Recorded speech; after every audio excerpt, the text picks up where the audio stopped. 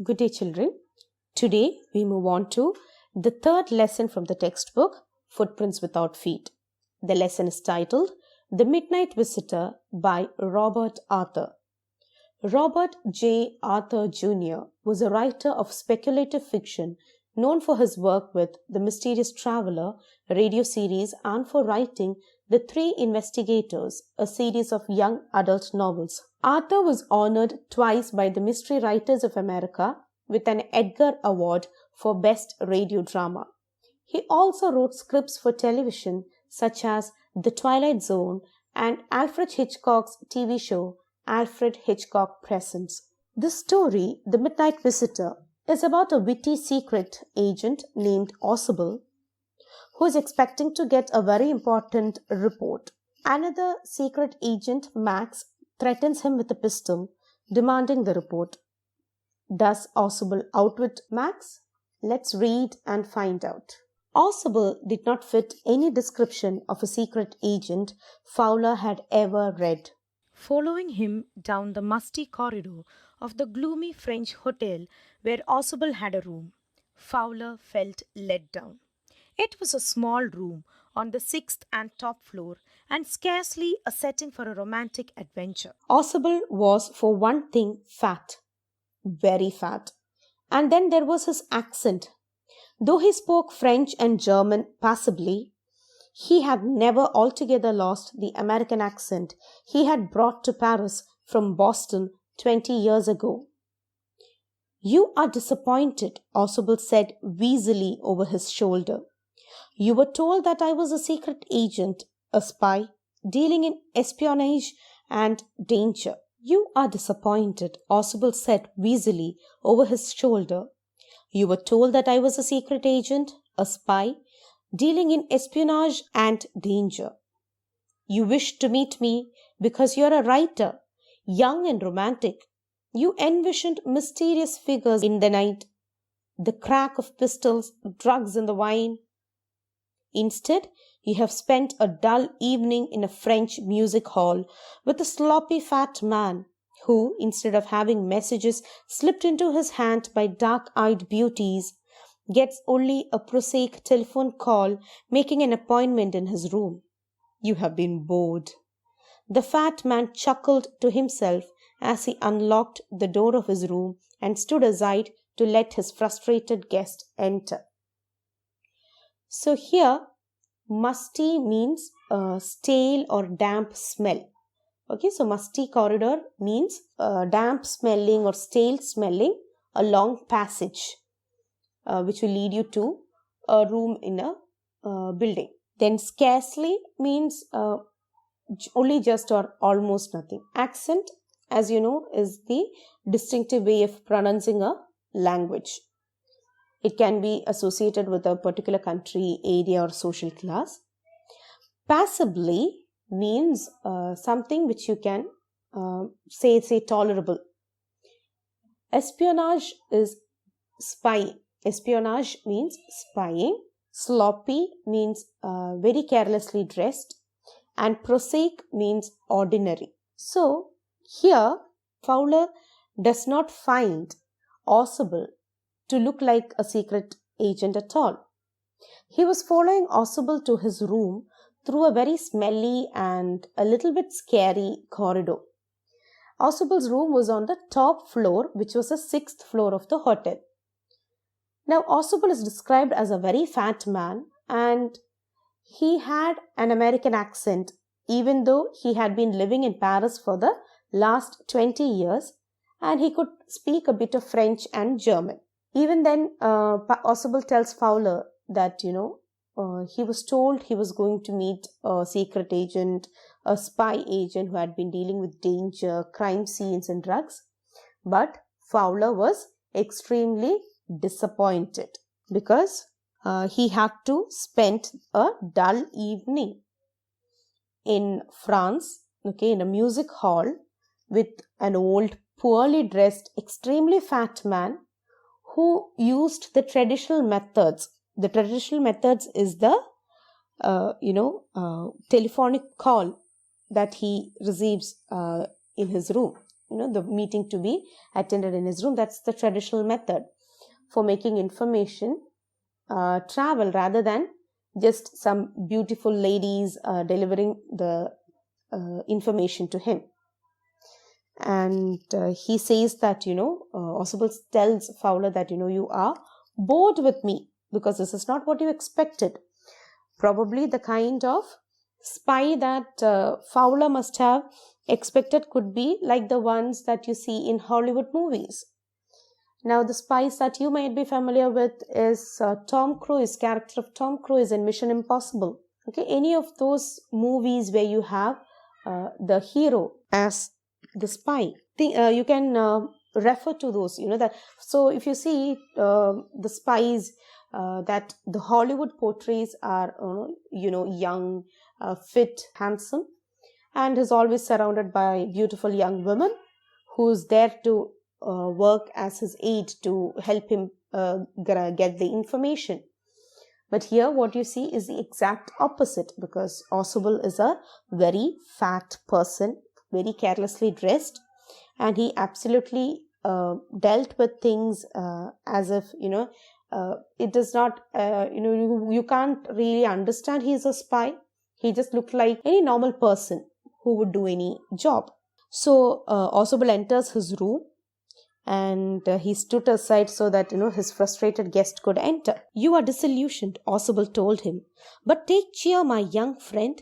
Presently you will see a paper, a quite important paper for which several men and women have risked their lives, come to me. Some day, soon, that paper may well affect the course of history. In that thought is drama, is there not?" As he spoke, Ausable closed the door behind him. Then he switched on the light, and as the light came on, Fowler had his first authentic thrill of the day. For halfway across the room, a small automatic pistol in his hand, stood a man.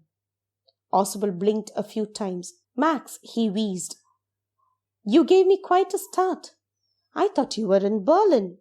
What are you doing here in my room?" Ausable enters the room and closed the door and turned on the light. And Ausable told Fowler that, whatever Fowler had been thinking has all been wrong. And the best part was yet to come, as soon they would come across a paper for which many men and women had risked their lives, and that report was very important. So, authentic means, a genuine. Authentic thrill, genuine thrill. Wheezed means spoke quite, heavily, breathing quite noisily and heavily. After saying this, Ausable closed the door behind him and turned on the light. As soon as the light was turned on, Fowler experienced his first thrill of visiting a secret agent, because he saw there was a man standing there across the room with an automatic pistol in hand. And Ausable recognized the man as Max and asked him what he was doing in his room when he was actually supposed to be in Berlin. Max was slender, a little less than tall, with features that suggested slightly the crafty, pointed countenance of a fox. There was about him, aside from the gun, nothing especially menacing. "The report," he murmured, "the report that is being brought to you tonight concerning some new missiles. I thought I would take it from you. It'll be safer in my hands than in yours." Ausable moved to an armchair and sat down heavily. "I'm going to raise the devil with the management this time, and you can bet on it," he said grimly. "This is the second time in a month that somebody has got into my room through that nuisance of a balcony." Fowler's eyes went to the single window of the room. It was an ordinary window against which now the night was pressing blackly. "Balcony?" Max said with a rising inflection. "No, a passkey. I did not know about the balcony. It might have saved me some trouble had I known." So, Max is described as a thin, a bit short, and his face looked like a bit of a fox. And he seemed harmless except that the gun he was holding. And Max said that he wanted the report about the missiles for which Ausable had been waiting, as he thought that, he would be able to keep it more safely than Ausable. Now, this was said to create humor because he wanted the reports for his own benefit. Ausable sat down on a chair and he started speaking and said that, he would definitely have a fight with the management of the hotel, as this was the second time that someone had climbed up from the balcony of the room. Now, when this was said, Fowler suddenly looked towards the window and saw that it was just an ordinary window and it was pretty much dark outside. So Max said that he came through with the master key and he did not know about the balcony. If he had known about it, then his work would have become much easier.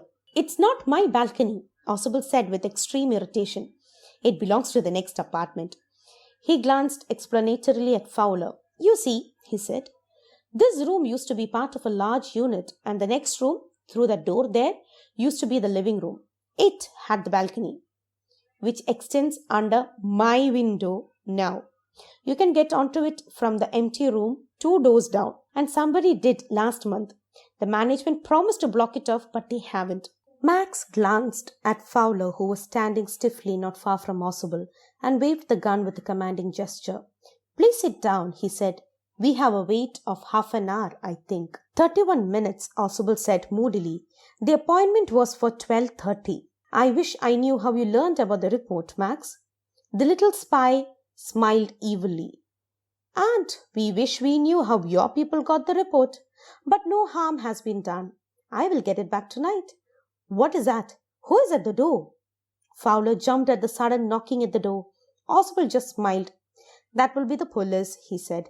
I thought that such an important paper as the one we are waiting for should have a little extra protection.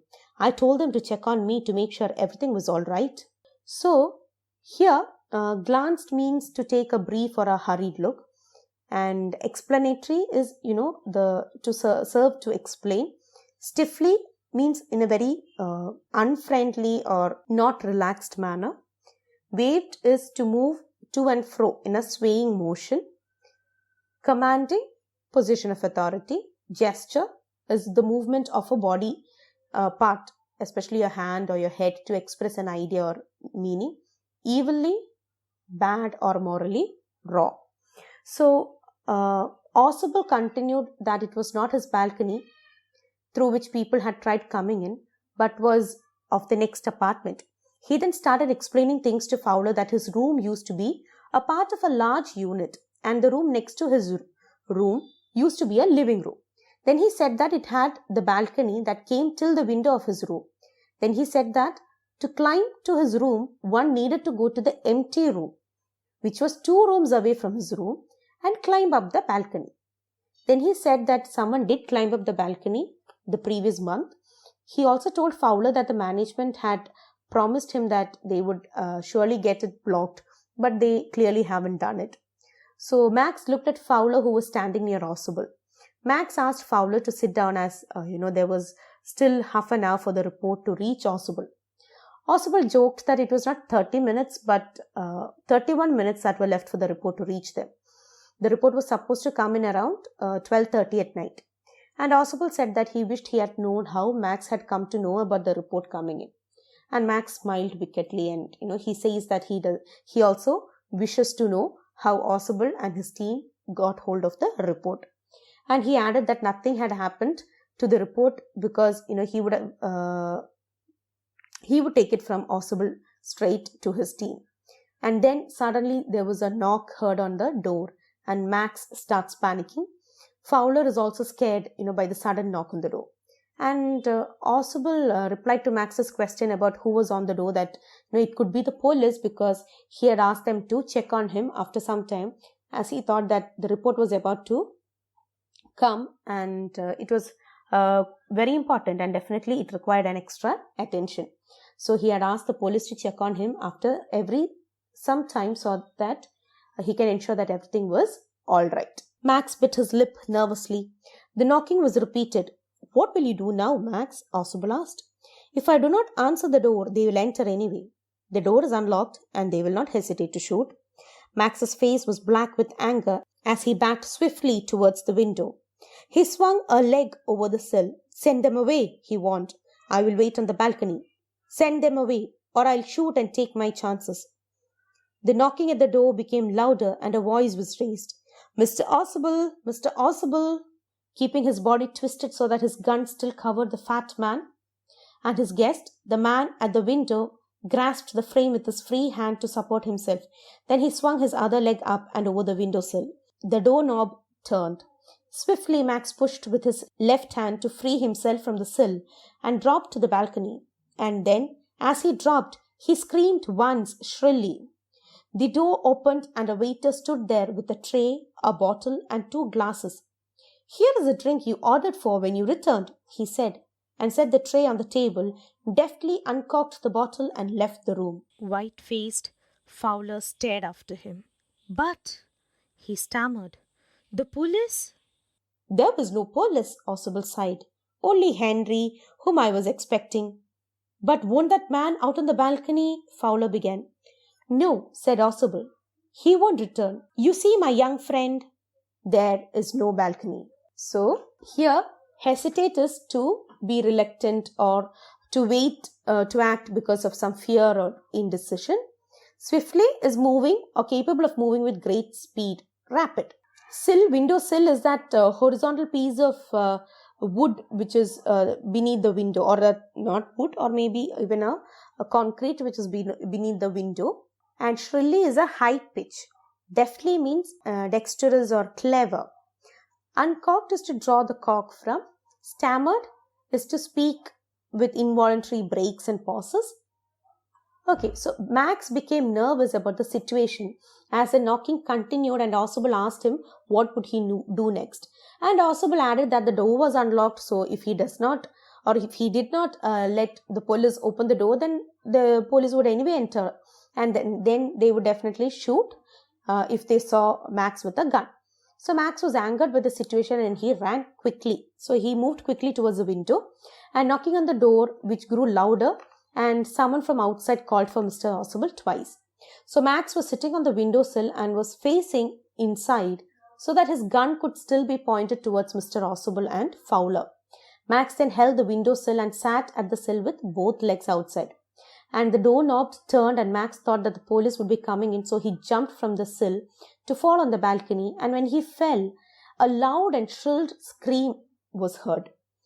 And when the door opened, a waiter stood at the door with a tray, a bottle of wine, and 2 glasses. He came in and kept everything on the table and said that it was a bottle that Oswald had ordered for. So he opened the cork of the bottle skillfully and left. Fowler did not understand actually what was happening, and he stammered that, where was the police? And to which Oswald replied that, there was actually no police, because he knew that it was Henry the waiter and he was expecting him only.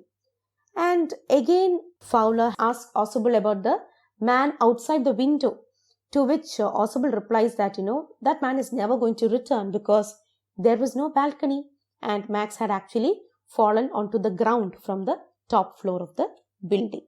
So, Oswald was smart enough to, even though he may be fat, he does not have the looks of a spy, but he was able to get rid of Max. He was smart, he was witty, he was wise, that he knew how to get rid of Max and ensure that the report was not stolen. Okay, so I hope you understood the lesson. Thank you, children.